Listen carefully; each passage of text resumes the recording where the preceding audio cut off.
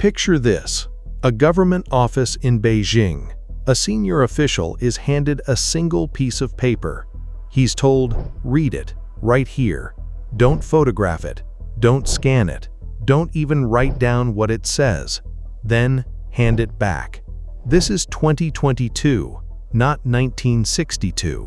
A country with some of the most advanced surveillance technology on Earth just handled a memo like it was a nuclear launch code.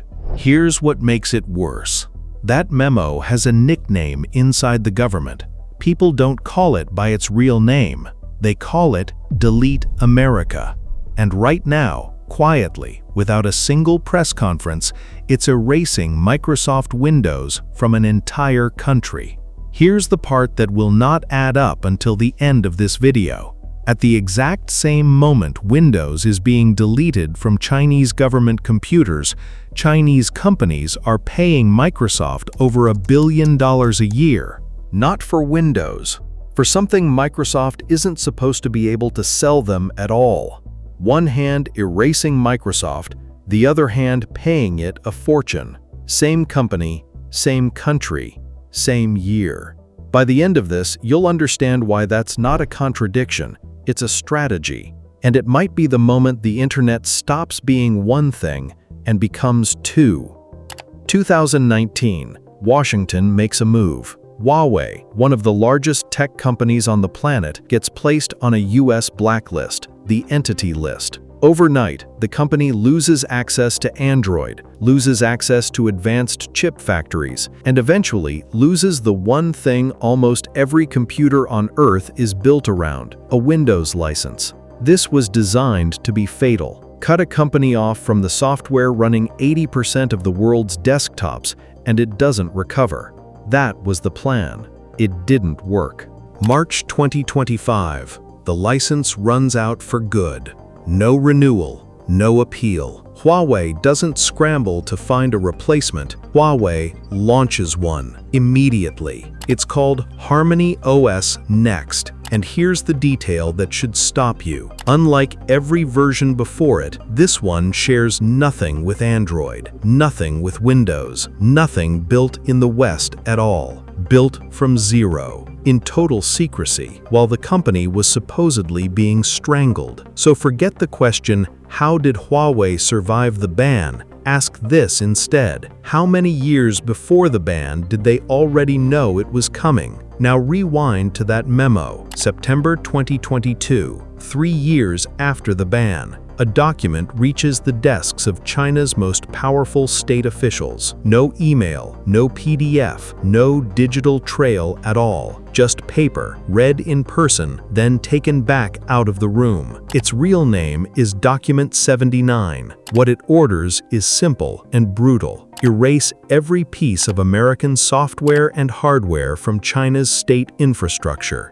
Not gradually, by 2027. Office software goes first, then the operating systems themselves, the deepest layer of the machine. By the deadline, Windows in Chinese government buildings won't be reduced, it'll be gone. And remember, Huawei had already started building the replacement 3 years before this memo was even signed. That's not preparation, that's foreknowledge. You'd expect a plan this size to make headlines. It didn't. It shows up somewhere quieter. The numbers. Cisco's networking hardware in China cut in half. HP's enterprise hardware down to a quarter of what it was. Microsoft's desktop presence inside Chinese state offices collapsing toward zero. Even WeChat, an app over 1 billion people open every single day, quietly ripped its back end off Oracle, IBM, and Microsoft and moved it onto Chinese-built cloud systems. No announcement, no breaking news chyron, just one server, one office, one contract at a time.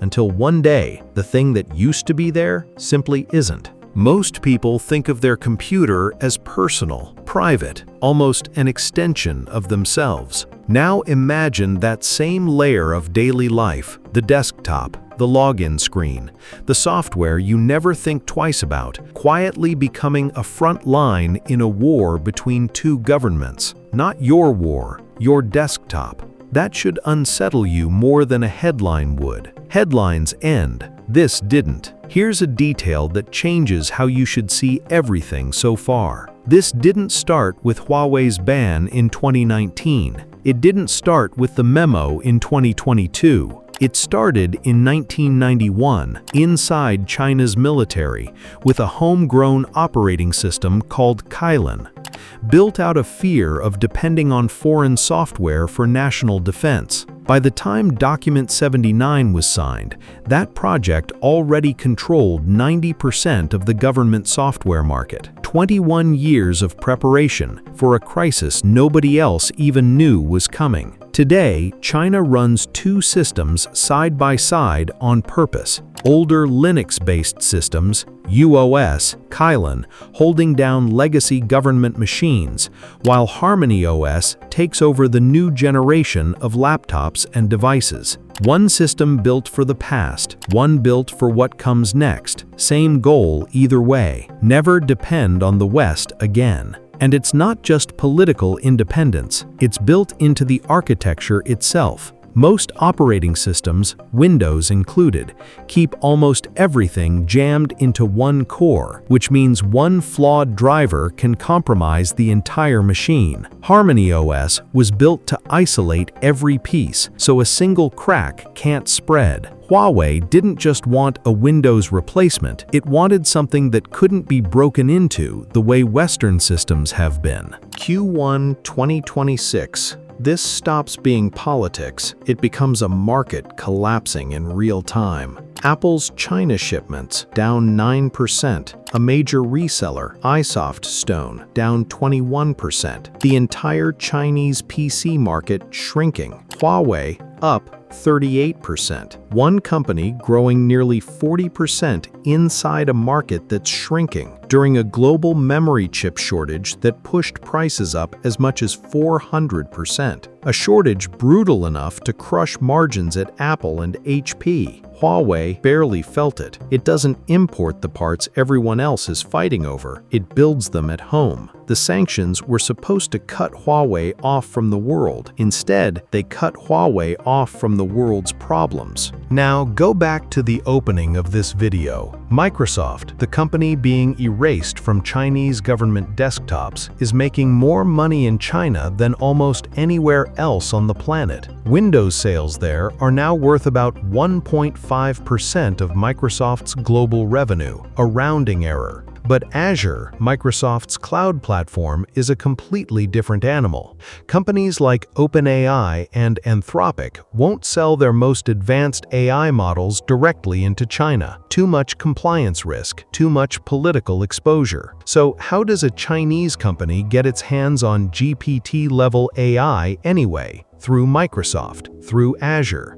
Microsoft becomes the one company both sides still trust enough to work with. ByteDance, the company behind TikTok, is reportedly Microsoft's single biggest AI customer in China. Over $1 billion a year just on Azure, just to run American AI models. And according to comments from inside a Microsoft sales meeting, this isn't slow growth, it's a 400% surge one year, then tripling the next. So here's the picture. One part of Microsoft is watching its Windows business in China circle the drain. Another part is watching its AI revenue there go vertical, faster than in any other country on Earth, erased with one hand, paid billions with the other. It gets stranger. January 2025, a Chinese startup, DeepSeek, releases an AI model claiming to match the best Western systems at a fraction of the cost. US tech stocks drop within hours. Microsoft's response? It bans its own employees from using it. So Microsoft is selling American AI into China through the back door and blocking Chinese AI from coming in the front door at the same time. Everyone is using everyone. Nobody fully trusts anybody. The money doesn't stop moving anyway. Here's where this stops being a strange business story and starts being something closer to dread, because Microsoft isn't only a bridge between two AI industries, it's also been the way in for some of the most damaging cyber attacks on American infrastructure in years. Summer 2023. A Chinese state-linked group called Storm 0558 finds an old digital key Microsoft created back in 2016, inactive, forgotten, sitting dormant for years. A flaw in Microsoft's own verification system means that key still works. Hackers use it to forge access into government email, senior U.S. officials, people handling trade policy, people handling national security. An official government review didn't call this bad luck, it called it a systemic failure inside Microsoft. If the US government's own inbox wasn't safe, what does that tell you about yours? Then there's Volt Typhoon. And this one isn't about stolen emails. State-linked hackers reportedly positioning themselves quietly inside American infrastructure, not stealing anything, just sitting there, waiting. Your power grid, your water system, your phone network. U.S. intelligence believes this access could be used to disrupt military logistics around Guam if a future conflict over Taiwan ever breaks out. Not, they'd figure something out if war started. The access may already be sitting there, right now, waiting for a trigger that hasn't happened yet. And then, the part even Microsoft doesn't want to talk about. Microsoft runs a program called MAPP, where trusted security partners get advance warning of vulnerabilities before the public does, so they can prepare defenses early. After a wave of attacks hit Microsoft SharePoint servers, security researchers suspected the unthinkable, that early warning data may have leaked out of that trusted program, possibly to Chinese state intelligence before the public patch was even ready. Nothing here is fully confirmed, but the suspicion alone was serious enough that Microsoft cut off some Chinese partners' access entirely. Think about what that means if it's true. The system built to protect the world from attacks may have tipped off the attacker first. So here's where all of this lands. One country spent 2 decades secretly preparing to erase Western technology from its own government. One company, sanctioned half to death, came out the other side stronger and more independent than anyone predicted.